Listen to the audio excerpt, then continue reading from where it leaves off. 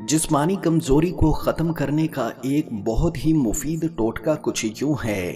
दोस्तों, ज्यादातर औरतें जिस्मानी कमजोरी का शिकार रहती हैं और खासकर हमल के बाद कमजोरियां बढ़ जाती हैं। इस कमजोरी को ताकत में बदलने के लिए एक बेहतरीन नुस्खा तजवीज किया जा रहा है, जिससे चंद दिनों में जिस्मानी कमजोरी दूर हो जाएगी।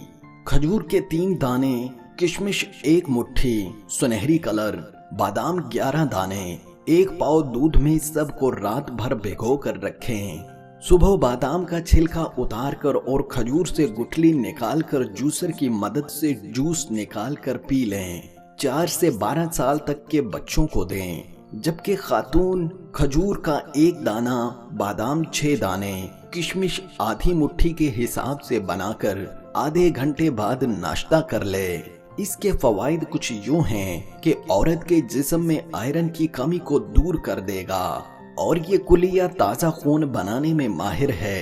खून से फजूल मादों को खारिज करता है, मैदे को तंदुरुस्त रखता है, विटामिन बी, सी और कैल्शियम बढ़ाने में मुफीद होता है, गैस को खत्म करता है, दिमाग को फ्रेश रखता है और ये हाफजा तेज बनाता है।